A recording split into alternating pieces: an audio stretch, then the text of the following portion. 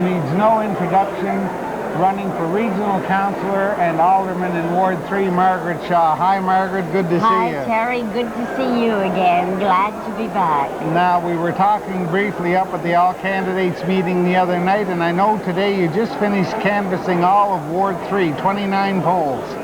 That's right, Terry. I have rapped on thousands of doors. When people have been home, they have been more than gracious in meeting me. We did leave literature for those that, of course, have to work. Right. But it's been an experience, a grand experience, and hey, it's good to be out meeting the people of Oshawa. Well, it's nice to see you so enthusiastic about it. I know you've always enjoyed campaigning, and you're in a tight one now with the incumbent, but the reception seems to have been pretty good so far. Wonderful. Couldn't be better. In fact, some doors I went to, I was getting kisses and hugs. Well, isn't that lovely? And people saying, oh, it means so much to see you back again. Good. We need you. Well, I'm glad you're enjoying it, Margaret. Now, the new council is going to have some big issues to address. Do you have any favorites or any ones that have priority with you? Oh, there's many big items coming up on the regional agenda, such as the Gibb Olive Expressway. Yes. And many other things that they're planning to do in the coming year. But what I'm finding with the people in Oshawa is the poor service that they're getting on roads, yes, sidewalks, and really people have become very afraid of waking up in the morning and finding really boarding houses and threeplex homes that were once a single family home. And they're becoming very annoyed. I don't blame them. In my own area, we have been watching 3 houses for the last 2 months. But unless you can see a building permit on a home, the city doesn't even know that they're being renovated into either double houses, double apartments, and also basements. So I would advise the people, if they see builders and people coming carrying wood in, please call City Hall and ask give them the number of the dwelling and the street and ask them if a permit has been issued for that building. If it has not been issued, then get your zoning inspectors out right away.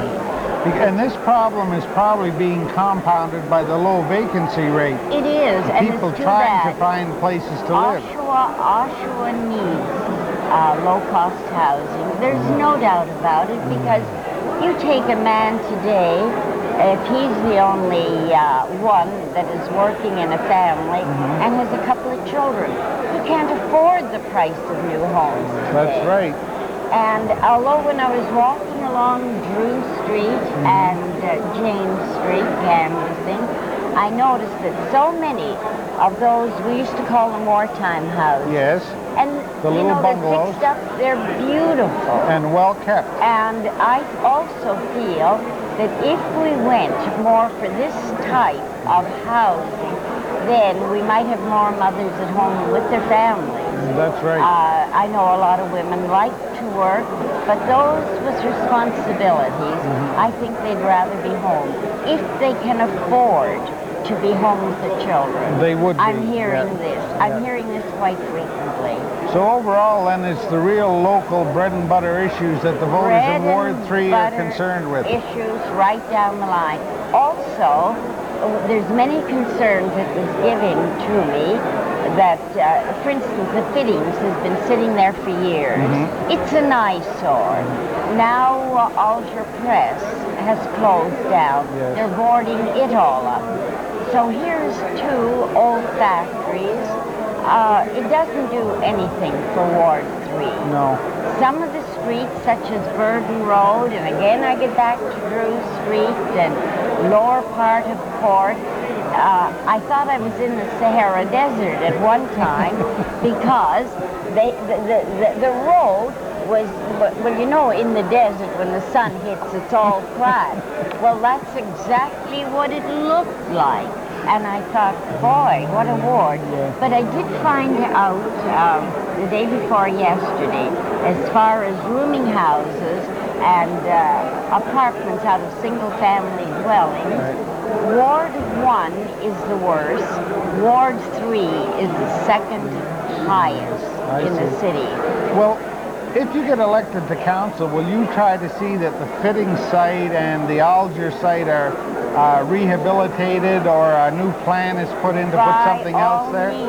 You take that Fitting site, it is 24 acres. Yes, huge. Yeah. Huge in there.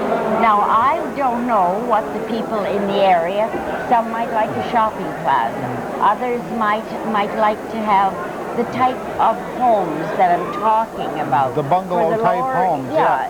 You know, the affordable. I would say the affordable homes right along.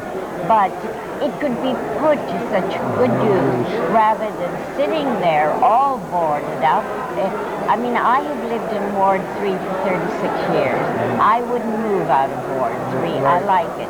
But it is really degenerating right down. Something has got to be done. Needs some work. Well, Margaret, we wish you the best of luck in your campaign to get back on council for Ward 3, and good luck on Monday. Thank you very much.